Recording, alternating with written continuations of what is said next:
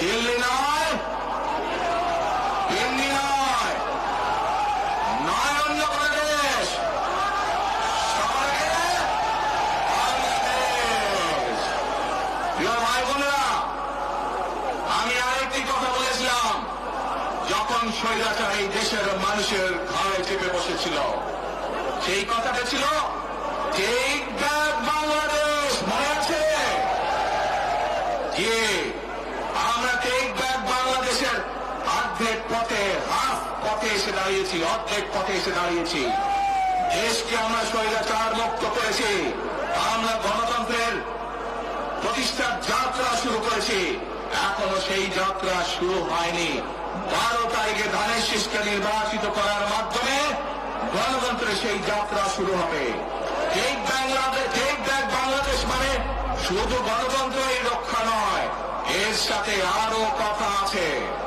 ওই যে বললাম খাল খনন, ওই যে বললাম কৃষক ভাইদের পাশে দাঁড়ানো, শুধু এখানেই থেমে থাকলে চলবে না। আমাদের দেশের জনসংখ্যার অর্ধেক হচ্ছে মা বোনেরা, অর্থাৎ নারী সমাজ। এই মা বোনদের কাছে আমরা নির্বাচিত, ইনশাল্লাহ 12 তারিখে ধানের শীষ নির্বাচিত হলে আমরা তাদের কাছে তাদেরকে স্বাবলম্বী করে গড়ে তোলার জন্য, এখানে আপনাদের যাদের সংসার আছে জানেন, স্বামী স্ত্রী দুইজনে মিলে সংসার সুন্দর হয়, যাতে আমাদের মায়েরা আপনাদের পাশে, বোনেরা আপনাদের পাশে থেকে সংসারকে সচ্ছলভাবে গড়ে তুলতে পারেন। আমরা গ্রামে গ্রামে, শহরে শহরে সকল দুস্থ পরিবার যারা আছে, মধ্যবিত্ত নিম্নমধ্য সকল পরিবার কাছে ফ্যামিলি কার্ড পৌঁছে দিতে চাই। এই ফ্যামিলি কার্ডের মাধ্যমে আপনার পরিবার, আপনার মা বা আপনার স্ত্রী, আপনার বোনের মাধ্যমে আপনার পরিবার সহযোগিতা পাবে। কিন্তু এই ফ্যামিলি কার্ডকে যদি বাস্তবায়ন করতে হয় তাহলে কি করতে হবে? কি করতে হবে? ধানের শীষকে জয়যুক্ত করতে হবে। পারবেন ইনশাল্লাহ। প্রিয় ভাই বোনেরা, কৃষক ভাইদেরকে যেমন কৃষি কার্ড দিতে চাই আমরা সহযোগিতা করার জন্য, মা বোনদেরকে দেশনেত্রী খালেদা জিয়া যখন দেশ পরিচালনার দায়িত্বে ছিলেন, মা বোনদেরকে বিনামূল্যে শিক্ষার ব্যবস্থা করে দিয়েছিলেন। মনে আছে? এখানে বহু মা বোন আছে সেই সময় তারা এই সুবিধা পেয়েছিলেন। আপনাদের ঘরে বহু মা বোন আছে যারা সেই সুবিধা পেয়েছিলেন। আর সেই মা বোনদেরকে আমরা ফ্যামিলি কার্ডের মাধ্যমে খালেদা জিয়ার সরকার শিক্ষার সুযোগ করে দিয়েছিলেন। আপনাদের আগামী দিনের ধানের শীষের সরকার, বিএনপি সরকার, সেই শিক্ষিত মা বোনদেরকে, সেই মা বোনদেরকে, সকল মা বোনদেরকে অর্থনৈতিকভাবে আমরা স্বাবলম্বী করে গড়ে তুলতে চাই। প্রিয় ভাই বোনেরা, আসেন এবার টেক ব্যাক বাংলাদেশের আরেকটি কাজ বাকি আছে। সেই কাজ হচ্ছে আমাদের দেশের লক্ষ লক্ষ যুবক যুবতী, অর্থাৎ তরুণ সমাজের সদস্যরা, যুব সমাজের সদস্যরা, লক্ষ লক্ষ সদস্যরা বেকার হয়ে বসে আছেন, আছে না? এই বেকারদের জন্য আমরা কর্মসংস্থান তৈরি করতে চাই। সিলেটের মানুষ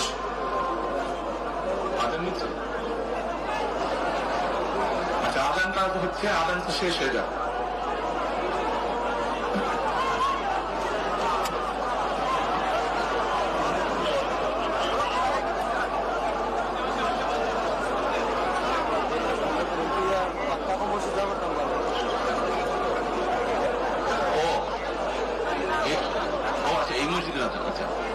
প্রিয় ভাই বোনেরা, এই দরগার মসজিদের আজান শুরু হলে আমরা কিছুক্ষণ বিরতি দিব আজানকে শেষ না পর্যন্ত।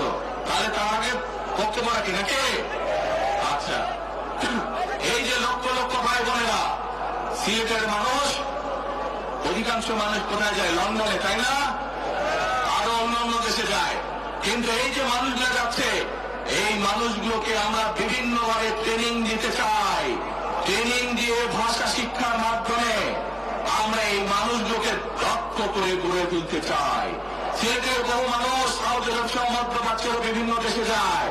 আমরা এই মানুষগুলোকে দক্ষ করে গড়ে তুলে কর্মসংস্থানের সুযোগ তৈরি করতে চায়, কিন্তু সেই সুযোগ তৈরি করা একমাত্র তখনই সম্ভব যখন কে আপনার ধানের শীষকে জয়যুক্ত করতে পারবেন। কি পারবেন? যুব সমাজের কর্মসংস্থান তৈরি করতে চায়। আমার লক্ষ লক্ষ ভাই বোনেরা বেকার হয়ে বসেছে, আমরা তাদেরকে বেকার রাখতে চাই না। আমরা তাদের জন্য কাজের সংস্থান সৃষ্টি করতে চাই, কারণ তারা যাতে স্বাবলম্বী হতে পারে। তাদেরকে বিভিন্ন বিষয়ে ট্রেনিং দিয়ে আমরা দক্ষ শ্রমিক হিসাবে গড়ে তুলতে চাই, সেটি দেশের ভেতরে দেশের বাইরে যাতে করে তারা কর্মসংস্থানের ব্যবস্থা করতে পারে। সরকার থেকে আমরা ইনশাআল্লাহ সেই ব্যবস্থা গ্রহণ করব, যাতে সেই দক্ষ মানুষটিকে সারা পৃথিবীতে আমরা ছড়িয়ে ছিটিয়ে দিতে পারি, যাতে করে তারা স্বাবলম্বী হয়ে নিজের পায়ে দাঁড়াতে পারে। প্রিয় ভাই বোনেরা, আমরা বহু মানুষের জীবনের ত্যাগের বিনিময়ে আজকে এই গণতন্ত্রকে আমরা প্রতিষ্ঠিত করার পথে এগিয়ে যাচ্ছি, কিন্তু আমরা বিগত কিছুদিন ধরে খেয়াল করে দেখছি বাংলাদেশের কোন মহল, এই দেশের ভেতরে কোন মহল ষড়যন্ত্রের চেষ্টা করছে। গত কয়েকদিন ধরে আপনারা দেখেছেন পত্র পত্রিকায় এসেছে, বিভিন্ন সোশ্যাল মিডিয়াতে এসেছে, মধ্যপ্রাচ্য সহ বিভিন্ন দেশে পোস্টাল ব্যালট যেগুলো পাঠানো আছে সেগুলোকে কিভাবে ডাকাতি করা হয়েছে। ঠিক যারা এই দেশ থেকে পালিয়ে গেছে তারা যেভাবে আপনাদের ভোট ডাকাতি করেছিল, ঠিক একইভাবে আবার সেই ষড়যন্ত্র শুরু হয়েছে। দেখেছেন আপনারা? দেখেছেন? প্রিয় ভাই বোনরা, সেই ষড়যন্ত্রের বিরুদ্ধে সজাগ থাকতে হবে। বিদেশে বসে তারা ষড়যন্ত্র করছে, একইভাবে আপনাদের আবার যে ইলিয়াস আলী, দিদার, জুনায়েদ সহ হাজারো মানুষের প্রাণের বিনিময়ে যে অধিকার আমরা অর্জন করেছি, 24-এ গণ আন্দোলনের জনগণের আন্দোলনে সিলেট শহরে 13 জন আমাদের জীবন দান করেছে, 13টি প্রাণ ঝরে গিয়েছে আমাদের। প্রিয় ভাই বোনেরা, এই প্রাণগুলোর বিসর্জনের মাধ্যমে আমরা যে অধিকার আদায়ের পথে নেমেছি, একটি কুচক্রী মহল এর ভিতরে ষড়যন্ত্র শুরু করে দিয়েছে। দেশের ভেতরেও তাদের ষড়যন্ত্র থেমে নেই, কিন্তু 2024 সালের 5ই আগস্ট এই বাংলাদেশের জনগণ প্রমাণ করে দিয়েছে যে বাংলাদেশের জনগণ ঐক্যবদ্ধ থাকলে, ঐক্যবদ্ধভাবে নেমে আসলে যে কোন ষড়যন্ত্রকে বাংলাদেশের মানুষ প্রতিহত করতে পারে। পারবেন আপনারা প্রতিহত করতে? ইনশাআল্লাহ। প্রিয় ভাই বোনেরা, এখন আমি আপনাদের সামনে একটি প্রশ্ন করতে চাই। এইখান থেকে আমার সামনে যারা বসে আছেন, এর মধ্যে থেকে মুরব্বী যারা বসে আছেন, ওমরা বা হজ করতে গিয়েছেন, এরকম একজন হাত তুলে ওমরা বা হজ করে আসছেন, একজন মুরব্বী মানুষ, ওই যে লাল টুপি পরে নিয়ে আসো তোমাকে। আপনি আসেন দেখি সামনে, সামনে আসেন, আমার কাছে আসেন।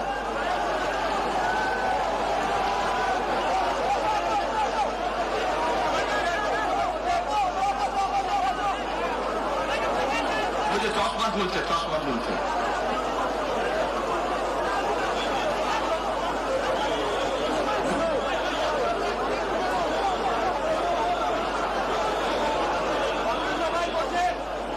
আপনারা বসেন, উনি এখনই মঞ্চ উঠবে, আপনারা সবাই দেখতে পারবেন কে মানুষটা।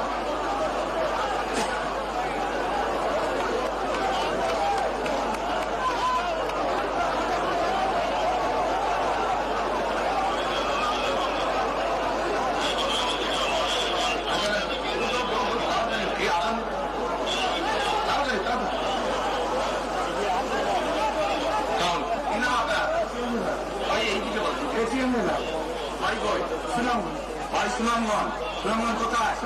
এই সুনামগঞ্জের মানুষ আছে এখানে? এই লোক আপনাদের মানুষ? আচ্ছা, এখন বলেন কবে গেছিলেন আপনি? হজে উমরায় গেছিলেন? 16 এখন আমাকে বলেন, আপনি তো উমরা হজ করে আসছেন, আপনি কাবা শরীফে গেছেন, কাবা শরীফের মালিককে জোরে বলেন আল্লাহ। কাবা শরীফের মালিককে আল্লাহ। আল্লাহ। আমরা মুসলমান সবাই এই দিন দুনিয়ার আমরা যে পৃথিবী দেখি, পৃথিবীর মালিককে আল্লাহ। এই সূর্য নক্ষত্র যা দেখি তার মালিককে আল্লাহ। বেহেশতের মালিককে আল্লাহ। দোজখের মালিককে আপনারা সকলেই সাক্ষী দিলেন দোজখের মালিক আল্লাহ, বেহেশতের মালিক আল্লাহ, এই পৃথিবীর মালিক আল্লাহ, খাবার মালিক আল্লাহ। আরে ভাই, যেটার মালিক আল্লাহ সেটা কি অন্য কেউ যাওয়ার ক্ষমতা রাখে? রাখে না। তাহলে কি দাঁড়ালো? নির্বাচনের আগে একটি দল এই দিব ওই দিব বলছে, টিকিট দিব বলছে না? এটার মালিক মানুষ না। সেইটার কথা যদি সে বলে সেরে কি করা হচ্ছে? হচ্ছে না। যার মালিক আল্লাহ, যার অধিকার শুধু আল্লাহ একমাত্র, সবকিছুর অধিকার উপরে আল্লাহর অধিকার। কাজেই আগেই তো আপনাদেরকে ঠকাচ্ছে, নির্বাচনের পরে তাহলে কেমন ঠকাবে আপনাদেরকে বোঝে নেওয়া। শুধু ঠকাচ্ছেই না মানুষকে, যারা মুসলমান তাদেরকে সেরে কি করাচ্ছে তারা। নাউজুবিল্লাহ।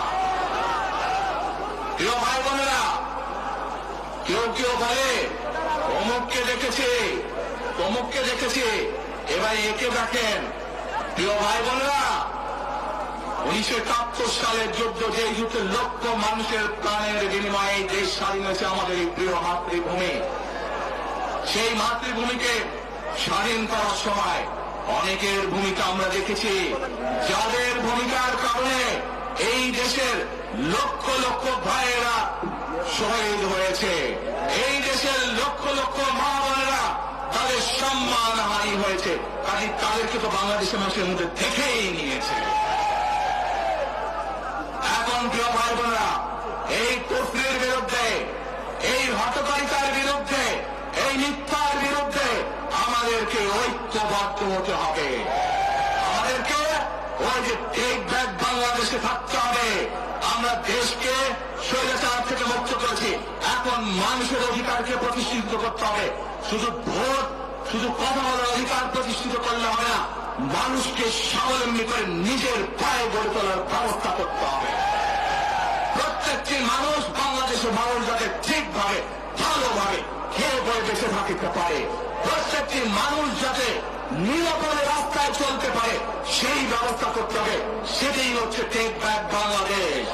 আমরা বিগত 15 বছর দেখেছি, অমুককে বলে এসেছি তমুককে ক্ষমতায় রাখার জন্য, বলেছিল না?